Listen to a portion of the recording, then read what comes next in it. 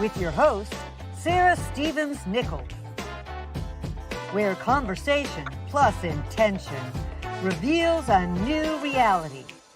Every week, Sarah and her guests will discuss what they know and what they don't. Experimenting in front of everyone with what else is possible. I'm Sunny Childs, and here is your host, Sarah Stevens-Nichols.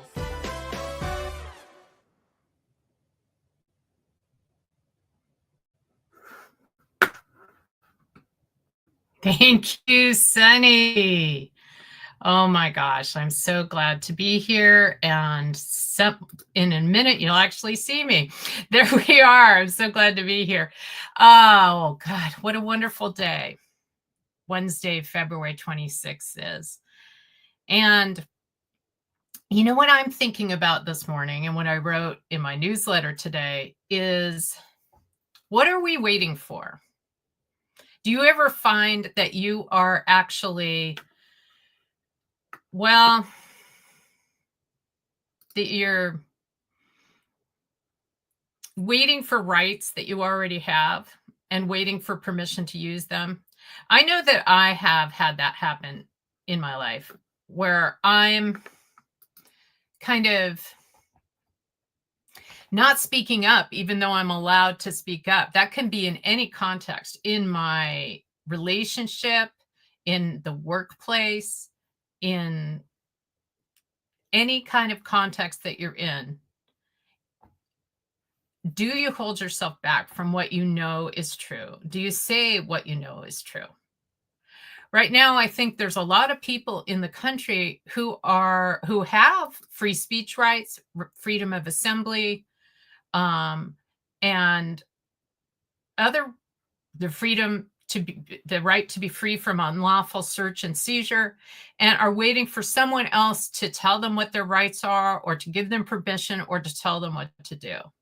So my encouragement to you right now is to go within, pay attention, do an internet search, and really dial into what is yours to do, and then do it. And whatever that is, whether that is political action, or whether it's talking to neighbors, or whether it is meditating more, whatever that is, do it. Now, thank you for that. And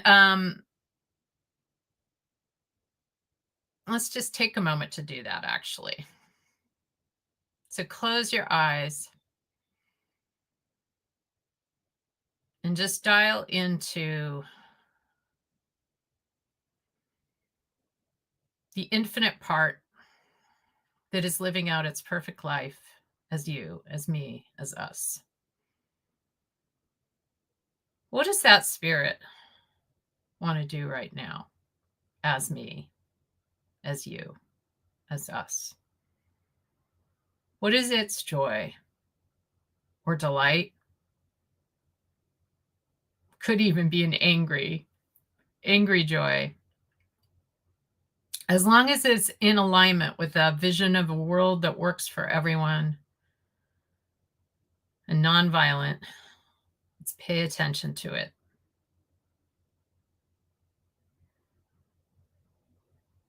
And do the next indicated thing.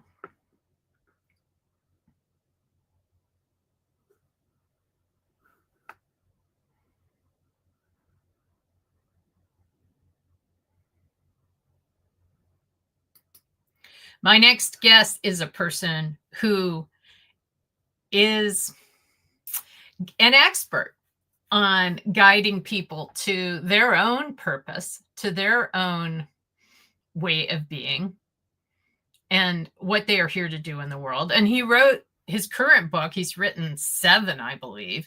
His current book is When Fear Speaks, Listen, the 7 Messengers of Fear.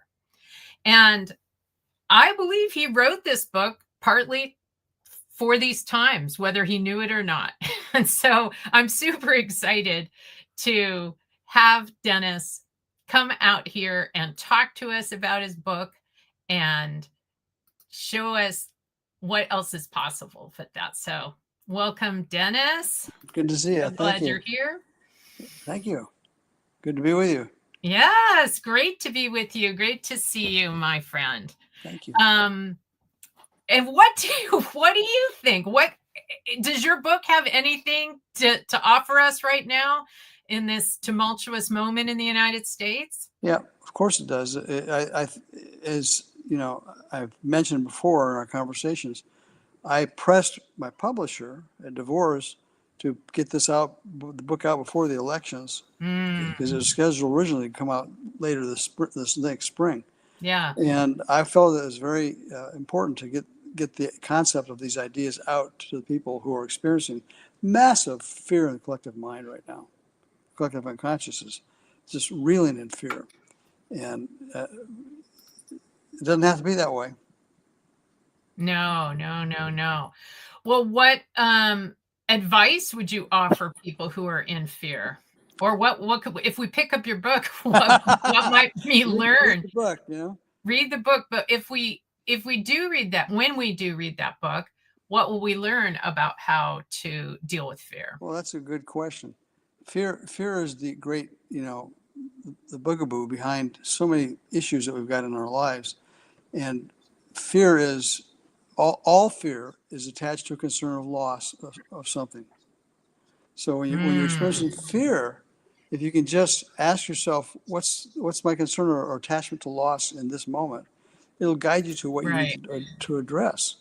In the book, there's 7 messengers of fear, which I talk about, which are the primary fears. And there's far more messengers of fear than the 7.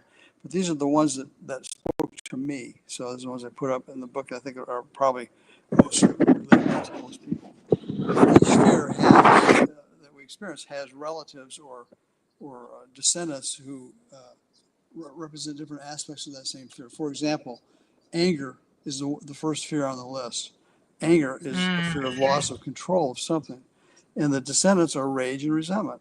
Rage is anger on steroids, and resentment is anger steered inward, actually. I'm pretty angry right now. Yeah, a lot of people. It's important. Oh, watch it. Dennis, you're touching your mic somehow. Be careful. Okay. It's making a lot of background noise. Okay. What's important to realize is that, all fear is moving through the collective mind in a way that is affecting everybody until you become conscious of it. Then you can do take some steps to isolate yourself or separate yourself from that fear. Mm-hmm. That is fear. Okay.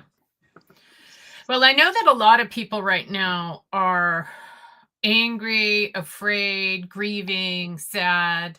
And I was sharing with you before the show that I'm all of those things, and I'm also being shown that it's time for me to act and speak up. So I'm encouraging people, even as they're processing their feelings, to act. I know that sometimes in today's society we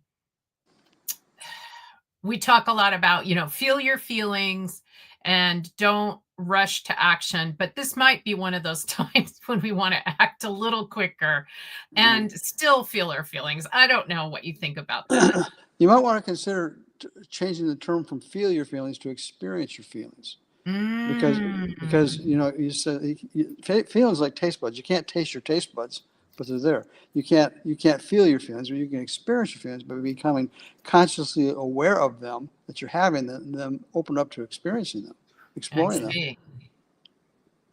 So is the difference? You're open to exploring them, but of course, they're not necessarily like completely taking over your existence. Well, Sarah, as you know, we've talked in the past in this book, emotional awareness is one of the key issues that people, they suppress their emotions, they avoid them, ignore them, and their emotions are like messengers that tell us what's going on in our mind. If we would pay attention to our emotions, they direct us to the place in our mind where we're thinking thoughts that need to be spoken to and addressed. Every emotion we have is a messenger telling us that there's something going on in our mind we need to pay attention to. See, I believe that, and I say that to people, but I also think we don't need to put like our entire life's work and life's purpose on hold while we're doing that, right? I think when you say experience your feelings, that's something that can be done while you're engaged with life. Of course. You don't have to be over here like, I'm doing my feelings now. I'm not available to Well, actually yeah, go to a party. of course, your intuition is speaking to you 24/7. We're not always listening. And Yeah. intuition is what's telling you what's going on in your mind if you listen to it. Yeah. Yeah. Yeah. Well, I also am curious. Amy, you've been coaching me through this process of the book that I am in the middle of writing. And it's brilliant.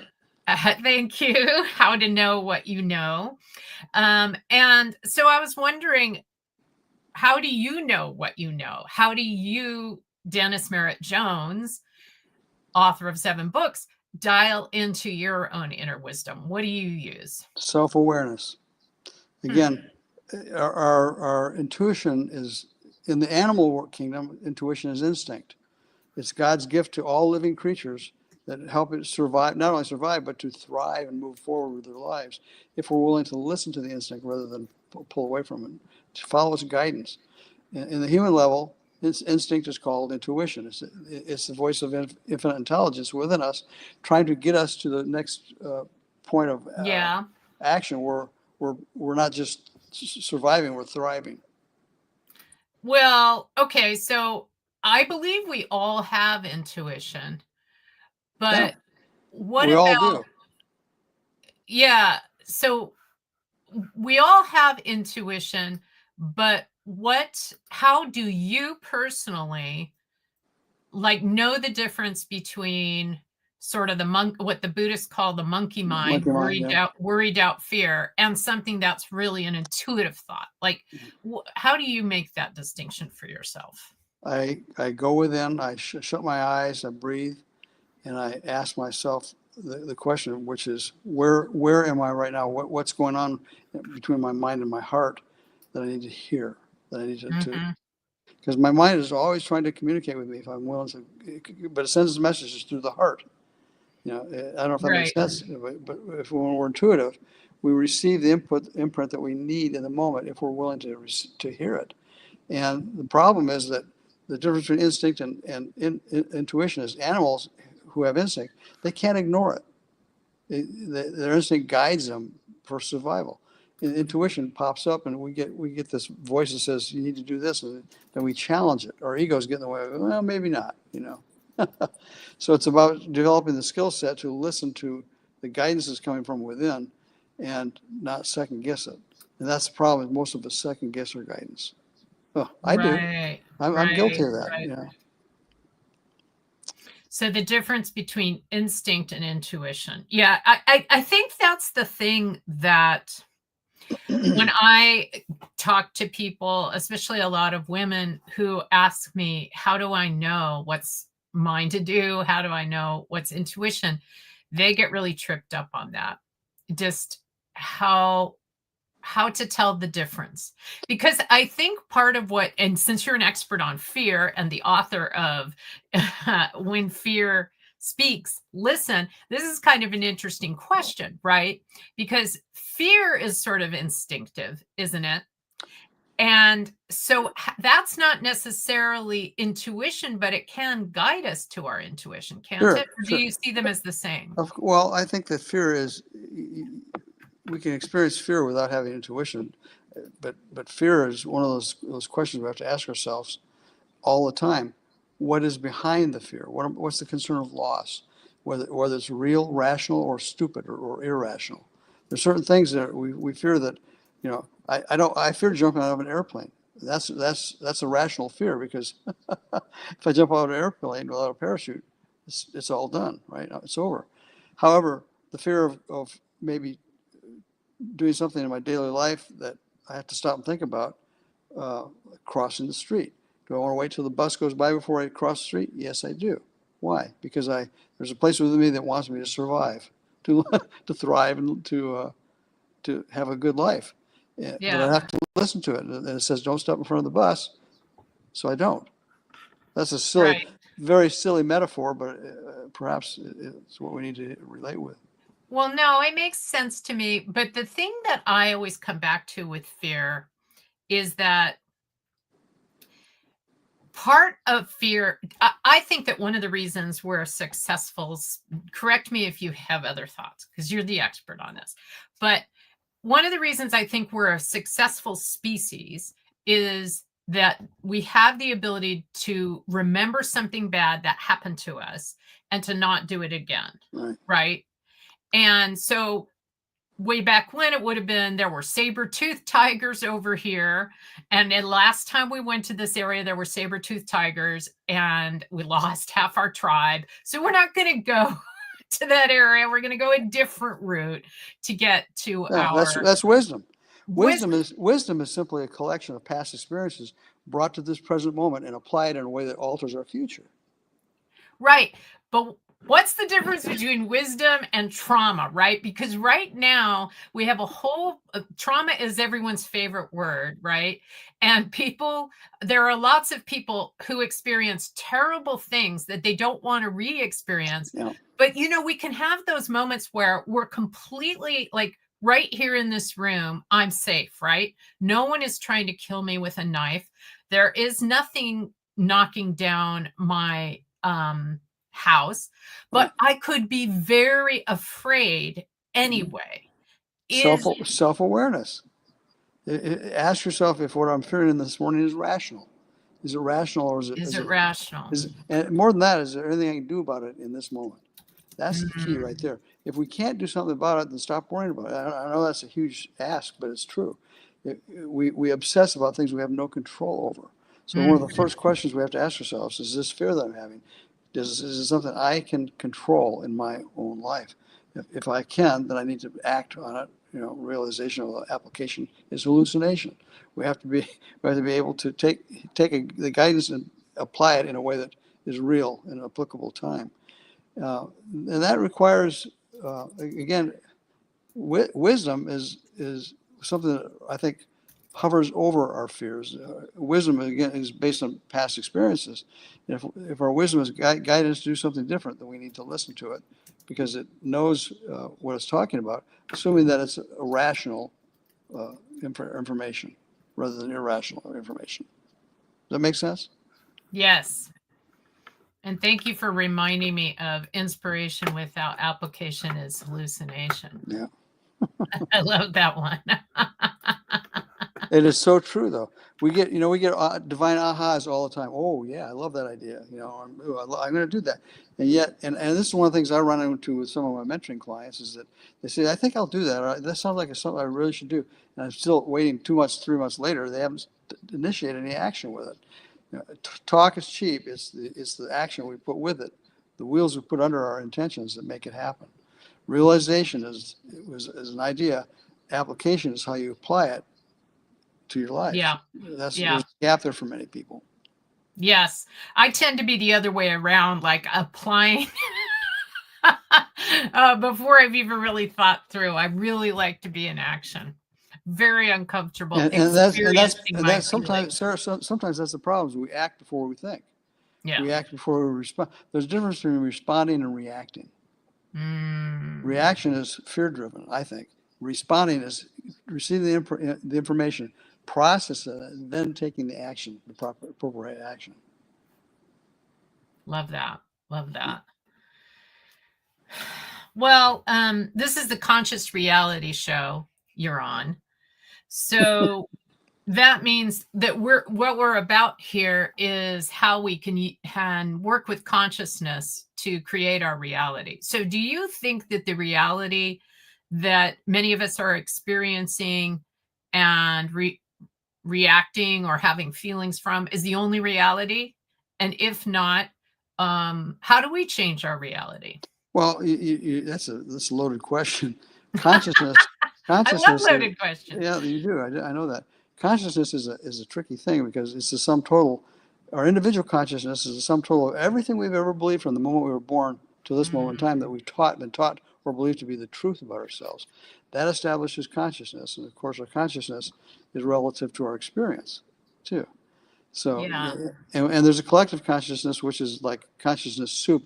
Everybody's individual on the planet pours their consciousness into this big cauldron, stirs around. That's called collective consciousness, and that's where a lot of people are drawing their wisdom from, or their answers from. Is they're That's picking like up. what everybody thinks. Yeah, yeah. Mhm. And it's you just have to be conscious and wake up and ask yourself: is this my truth or the world's truth?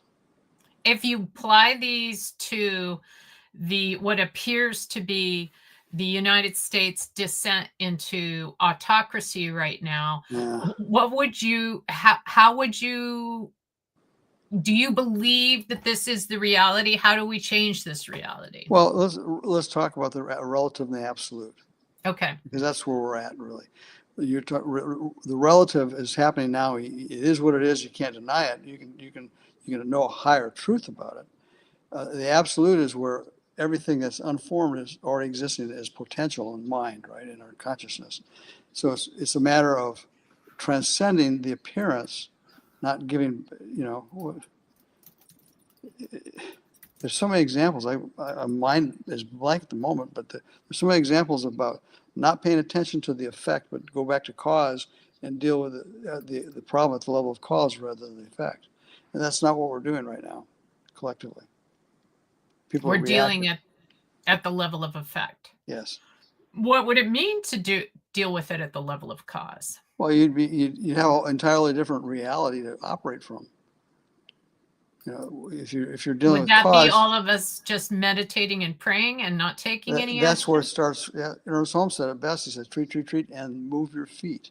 treat, and move your feet. And where Dennis and I come from, treat is like pray or hold a new consciousness. Affirmative prayer, right. Hold a new reality in Right. consciousness. And that's really what's important to understand is that we don't try when we're established in clear consciousness, we don't try to change anything outside of ourselves until we're clear on the fact that it's our perception that's holding that reality in place for us.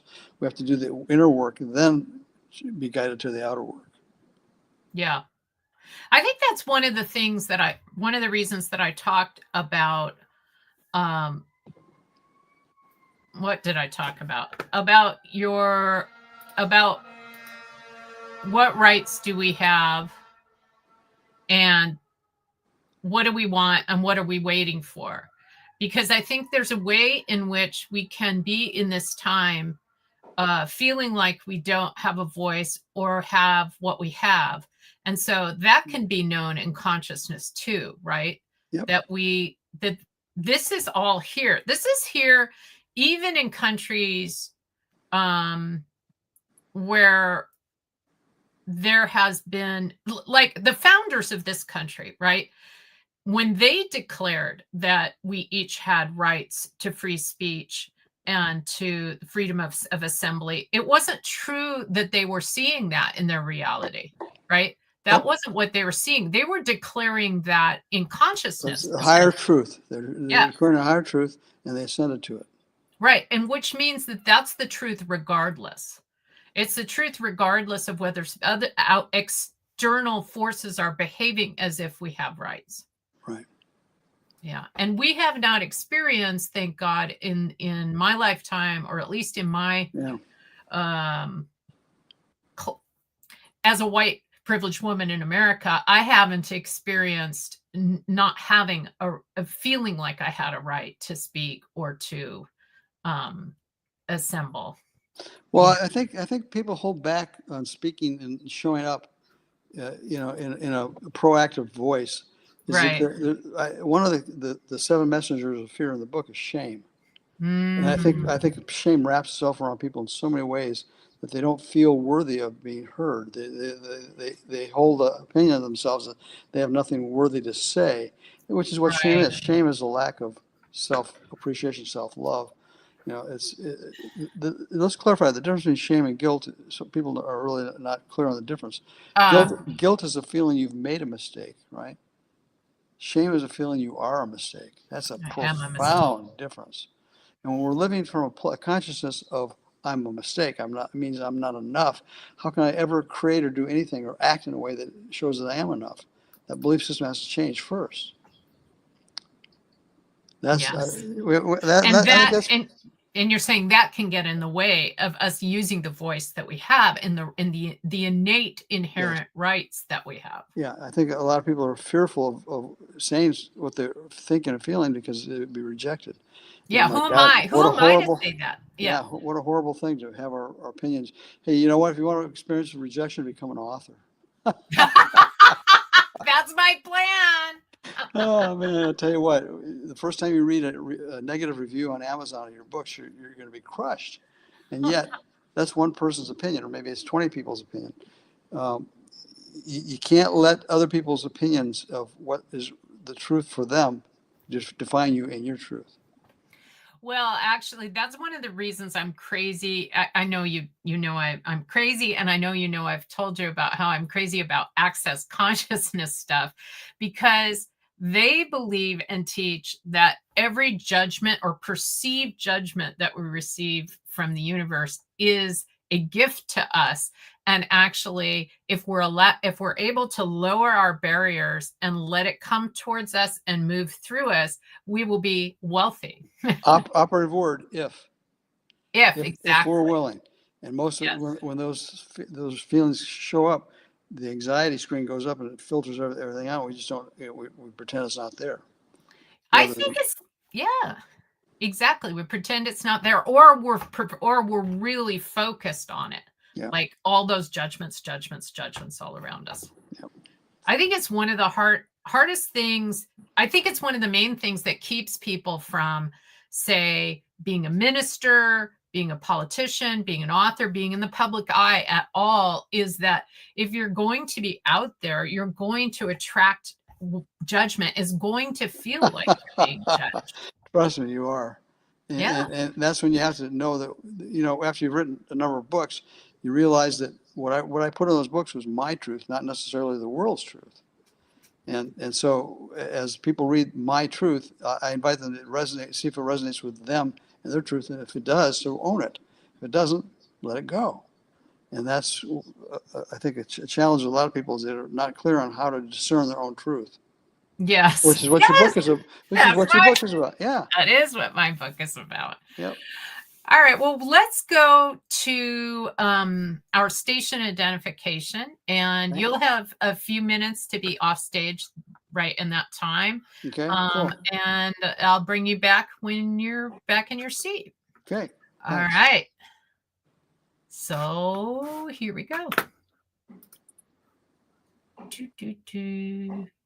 If I can actually find it is another matter.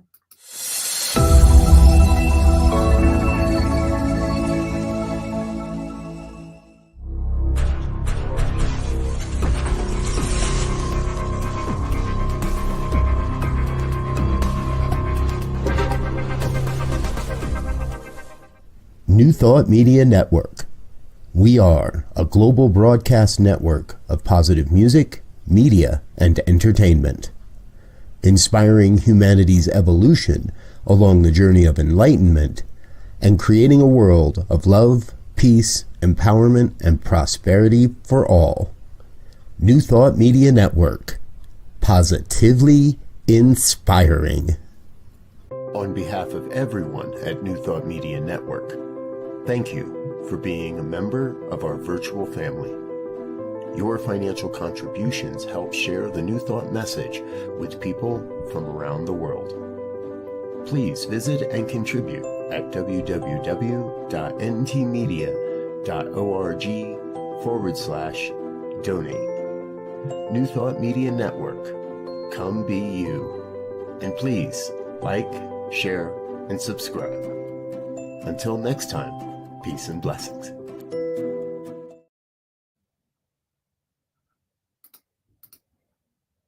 Hey. Well, again, today my guest is Dennis Merritt Jones. So welcome back from the break. And we're just going to continue talking with Dennis, but we're going to pivot from all his wisdom to maybe some of his worries or whatever he wants to talk about, and let me experiment on him. He has very generously agreed to let the mentee become the mentor for a minute. So we'll see how that goes. Welcome back, Dennis. Thank you.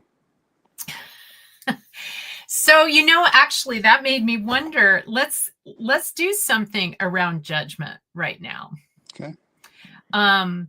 So my favorite tool that I use for this from Access Consciousness is where we say, pull judgment from critics, for example. You pull judgment from anyone. Who do you feel, you mentioned judgment from critics. Would you be willing to lower your force fields and allow that judgment to come through you? Let me say it in a spiritual mind treatment way, the kind of prayers that we do, and then we can do it the Access Consciousness way. So what it is in affirmative consciousness is, I am an infinite being of light and love. Dennis is an infinite being of light and love. Nothing can harm him. Nothing can hurt him. So all thoughts, beliefs, opinions, and conclusions of others that we call judgments are there to help prosper him. And so from this moment forth, Dennis lowers his force field and no longer uses any vital life energy to defend against any judgment or perceived judgment or thought, belief, opinion, conclusion of another person. And he allows all of it to come towards him. He invites it because he lowers his force field. He's no longer spending 1 ounce of energy defending, even emotionally, even, or intuitively, or in some part of him while he's doing something else. He lets it all go. And he lets that judgment come through him and return to original source of light and love, to the Great Mother, to be composted. And thank you, Spirit. I let go and let God. So the question is, are you willing to allow that? Are you willing to lower your force field and cease? Well, since I do that, I try to do that every day anyway. So yes, I am. All right. And so the Access Consciousness way, they say, and I'll put it on the screen so we can see it as well, is, and hi Lily, thanks for saying hi out in there's Lily on there. Feel free to post a question if you have one, Lily. So the Access statement is, pull judgment from, and then it could be anything. So we'll say critics, pulled, and we say that 3 times. So invite anybody who feels like they have critics, whether they're real, whatever kind of critic. It could be your mom. It could be someone writing an Amazon review. So say with me 3 times: pull judgment from critics. Pull judgment from critics. Pull judgment from critics. Pull judgment from critics. Pull judgment from critics. Pull judgment from critics. Okay. And what that does is it invites the judgment to come towards me and go. I lower my force field and it returns to original source of light and love. Okay. What do you think about that?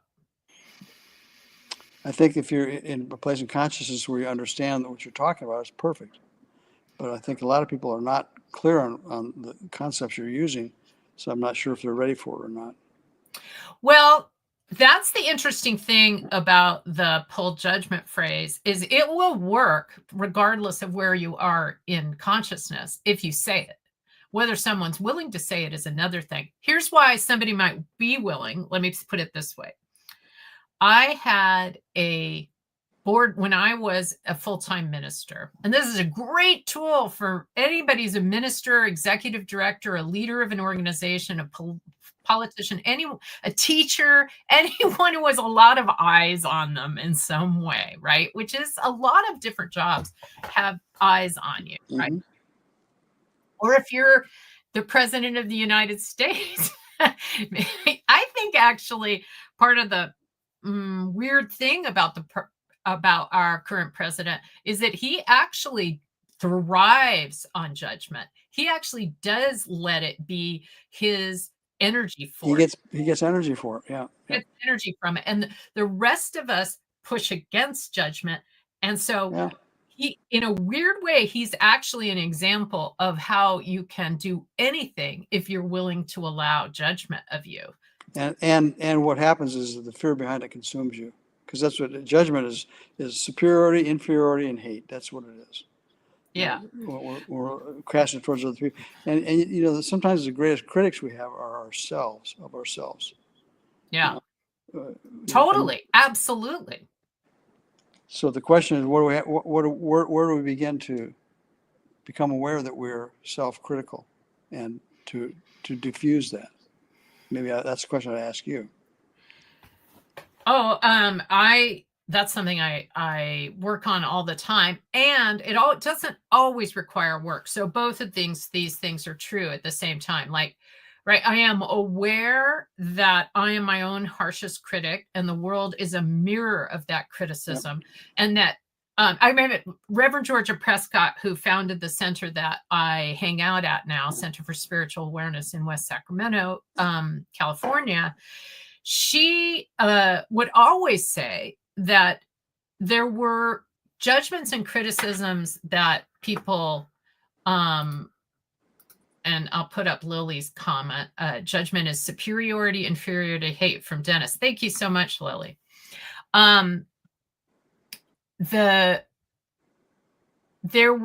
If somebody says something, I'll use an example from me that's inspired by her. So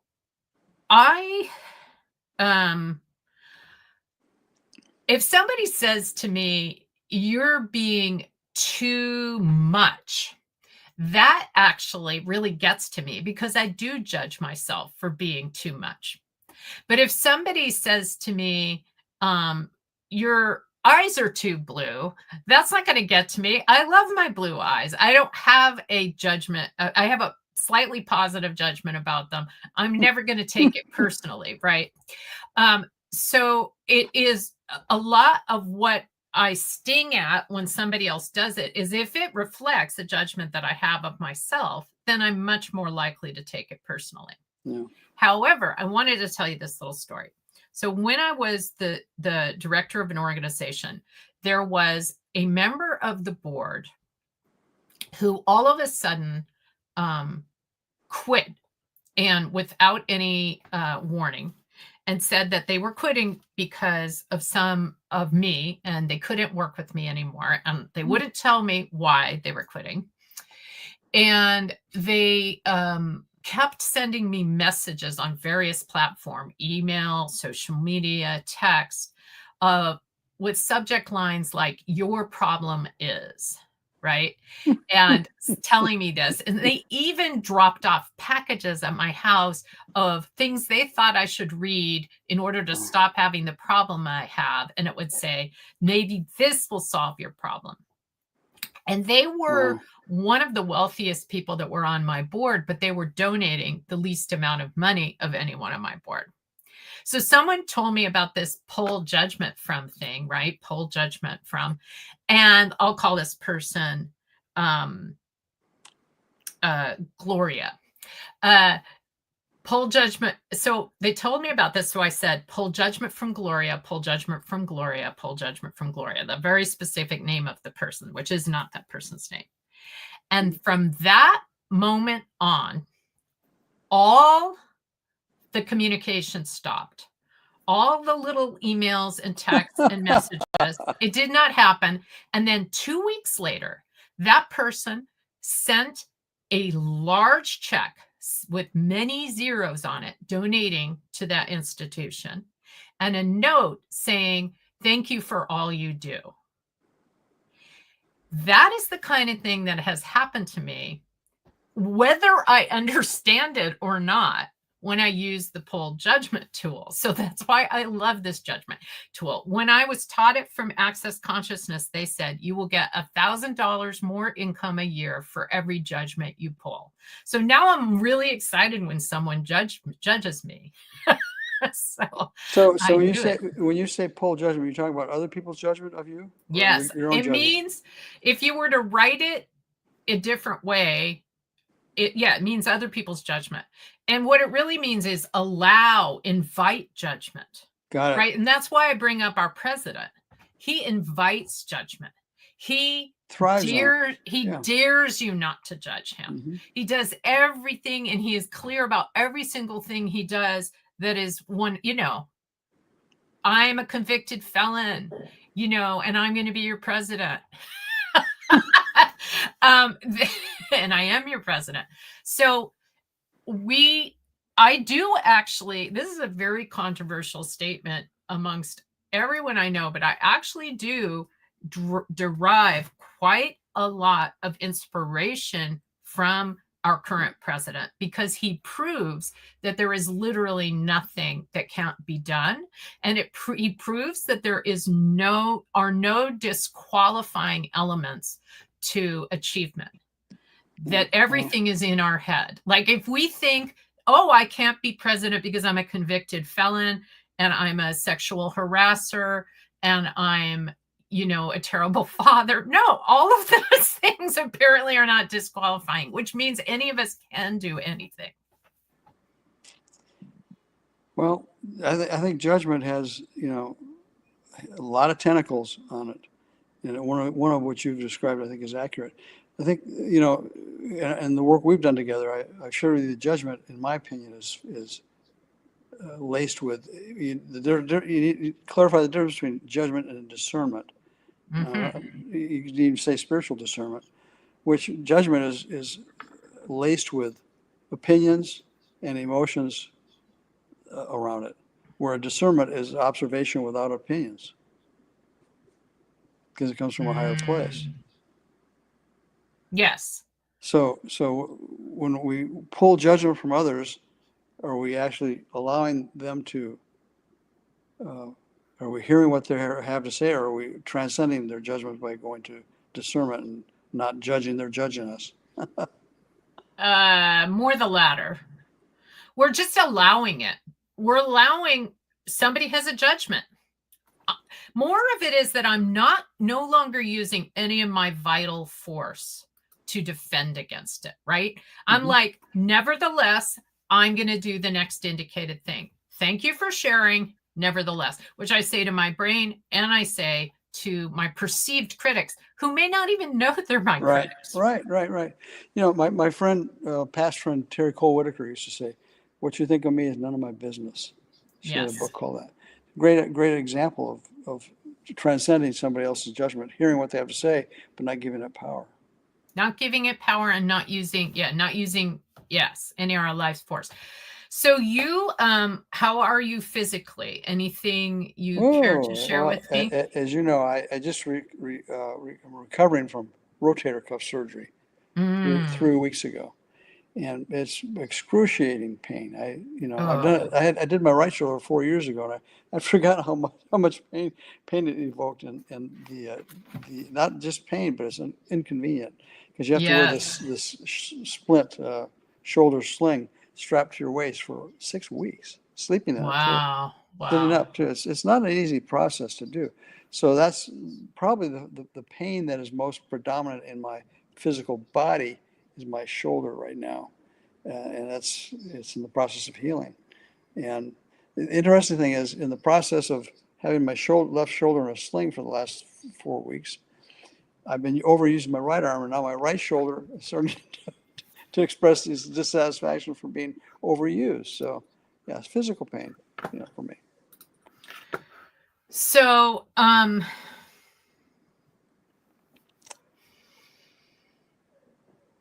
what is the pain at right now? If you dial into it, what I'm gonna do some woo-woo access consciousness on you, and what's weird about it is it's different. You don't have to fully understand it for it to work. So I know that can be hard for you and me who like to understand everything and explain it to everyone else.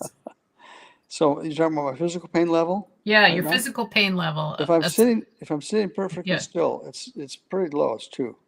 If I move my arm around, it's 8. Yeah, 8. Okay, all right. That's why I'm sitting still.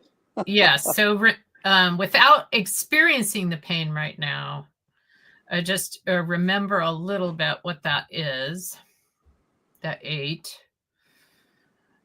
And if you, I know, you had surgery, there's a physical cause, that's very, potent, and you're getting over that. Yeah. What thoughts do you have in your head, if any, or what comes up if you, do you have any ideas about how long it's going to take for you to feel better? Like, that's yeah. interesting. I was talking to my physical therapist this morning. I had a therapy appointment, and I says, "How much longer do I have to stay in this sling?" She said, "Well, it kind of depends on your doctor. Some are not as obsessed about keeping you in the sling as long. Mm-hmm. Others will let you out of it sooner." So yeah, I asked that question this morning: how much longer? Because I'm having a tough time sleeping. It's really a bitch. Excuse my French.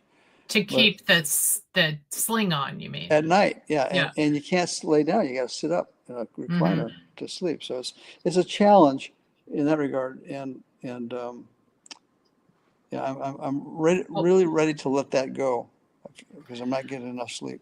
Interesting. So, all the thoughts, beliefs, opinions, conclusions, swearings, bondings you ever did in this lifetime or in any lifetime to trust what a doctor tells you more than what you're told in your own body is your own truth, and everything that is times a gazillion. Are you willing to destroy and uncreate it all right now? Ooh, that's a big one. Yes or no? You're saying I need to set aside my doctor's opinion on what's going on? I'm just saying all the oaths that you took on some consciousness level to be more interested than a doctor's opinion than your own. I'm not saying what you do with that. Are you willing to let that go? Sure. Say yes or no. Yes. So yes. Now I'm going to say my hocus pocus phrase: right and wrong, good and bad, POC, all 9, shorts, boys, povets, and beyonds. That's the access consciousness clearing statement, which basically just is taking it out of consciousness. We could say a spiritual mind treatment prayer, and that would do the same thing, but it's removing it not just from Dennis's consciousness, but anything that Dennis or I or any of us do that is in consciousness is related to the collective consciousness. And in collective consciousness, we often don't give ourselves permission to just notice what is ours. So if you dial into it, since you're only at a 2 while you're sitting still, if you were to stop wearing the sling now and just dial into that, does that feel light and expansive as a choice for you, or does it feel heavy? Sure. Yeah, you notice I don't have my sling on now. I took it off. I had physical therapy this morning, so I came home, put an ice pack on, and took it off. So I can move around, but it's painful to do that. So yeah, I'm experimenting with not wearing the sling at home as much as I can. But when I'm told to wear it when you're out in public, for other people's benefit as well as my own, it gives them a sign that don't bump into me because it can hurt a lot. Well, that makes sense to me. Yeah. Yeah. So so if you were to sleep, without the sling, have you tried that yet? No. I've tried laying on my back without the sling, and it's incredibly painful. It is. Okay. So, I mean, the pain obviously is one guide to the truth. Yeah. You did say a little while ago that you were wondering when your doctor was going to let you sleep without it, which implied to me that maybe you thought that you could sleep without it, but it sounds like you don't feel that yet. Sarah, because this is not my first rodeo. I've done this with my right shoulder 4 years ago. Yeah. I know the process. And you forget how much pain there is in it until you redo it. My wife says it's kind of like having a baby. You don't, 20 minutes after you had the baby, you forget about it. But that's the only reason you would ever get pregnant again. Yeah. And that's the only reason I got this shoulder done was because I'd forgotten about how much misery the right one caused. Yeah. And yet I can sit back and enjoy the fact that the delayed gratification of having the surgery really enhanced. Because the other shoulder's good, right? Yeah. Yay. And so the whole idea is to get the left now back into, and it's an interesting thing, I tore them at the same time in an accident, bike accident where I went down. And so it's taken this long, 4 years, for me to get the courage up to do this shoulder because it hurts too much. But I still decided to lean into it and do it. Okay. Well, let's see. Let's try this one that just came to me. All the thoughts, beliefs, opinions, and conclusions you formulated from the first surgery about how long it's going to take. And it just takes what it takes.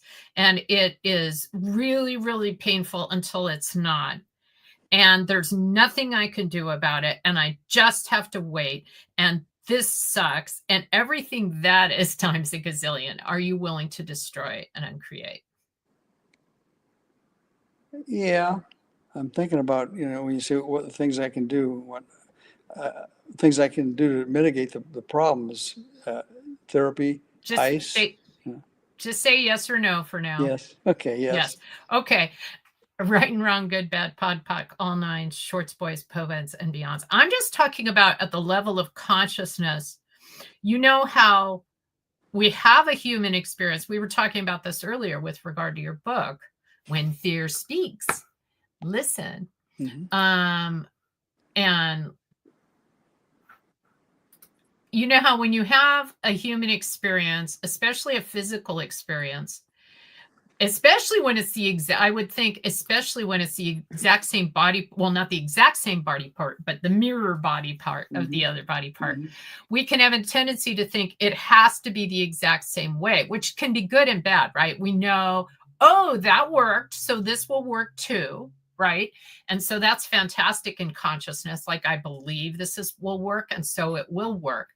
But also, it took X amount of time. And so I may say to myself, there's no way it could be faster, that I could have less pain. That's fair. That's right. Fair and so I'm inviting you to think, how could it get even better than this, right? Even better than the last time. Are you open to that?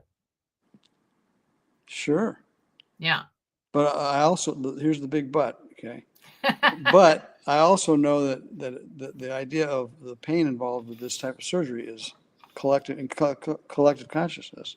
It's really strong. I can't walk down the street without somebody pulling me over to the side and saying, "Hey, I did that, man. I know how painful. Oh, that's horrible. I would just, I don't." There's a lot of reinforcement about what ain't it bad? Ain't it bad? So let's pull judgment. That is a form of judgment too, right? They've made these judgments about how surgery is and how long it takes and how much it based sucks. On their experience. Yeah. So pull judgment from other surgery victims.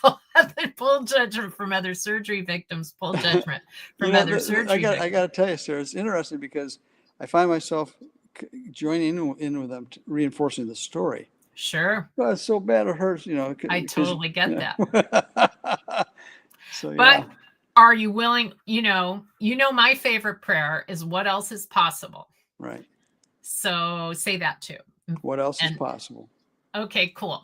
So, and with that, let's end this show. And then anyone who stays on, you can watch me and Dennis talk for a minute about our experience being on this show. You can be backstage with us. And while we discuss how this went and how we're feeling about it. Yeah. So let's do it. Okay.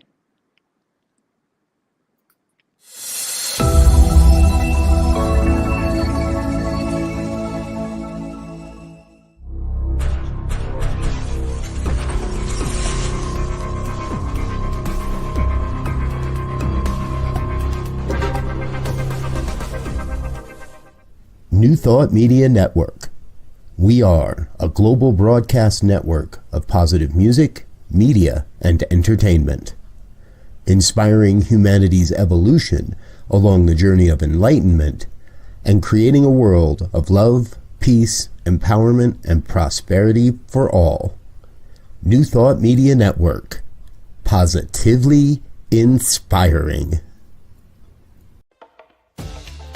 Thanks to our guest, to host Sarah Stevens Nichols, and to the New Thought Media Network. I'm Sunny Childs, producer of The Conscious Reality Show. Join us live next Wednesday at 9 a.m. or stream the show at your convenience. Subscribe to Conscious Reality Show YouTube channel so you never miss a show. If you'd like to learn more about us, check out www.sarahstevensnichols.com. Thanks. And since we're still rolling, I will say that this, our next guest will be Chanel Divina, who is an expert on yoga, tarot, sound bath, breath work, and plant medicine. And plant medicine is a very big deal these days. People are really into it. So come hear about all that in our next Conscious Reality Show, which will be 3 weeks hence, March 26, 2025. And also, there's still time to join Healer Heal Thyself, my year-long sessions, the third Tuesdays of 2025. Anybody who is a healer or considers themselves a healer in whatever self-defined way, you can join that by going to the Center for Spiritual Awareness Sacramento website or emailing me or going to my website and getting on my mailing list. And please do subscribe to the show and everything else. And now I'm back. We're just talking backstage. So Dennis, how was that? Did you like being on the show? Yeah, you're a good interviewer. You do good. You do well. Yep. I think that your show, your approach is unique, and I think that it may require some additional education to some of your viewers, because your techniques are not, cookie cutters. They're a little more unusual as far as accessing truth. Yeah, they are weird. No, I didn't say weird. I said different. No, you didn't. You didn't say weird. I didn't take it personally. No, you did a good job. Yeah, I always toggle between I like explaining things and I can break things down, and you certainly can. That's why you've written 7 books. But I also, one of the things I've learned is that some techniques just work whether you understand them or not. And sometimes people are willing to play with things without understanding them. And you can have change faster that way, which I'm into. Yeah. Yeah. You don't have to. You circumvent the conscious mind that way.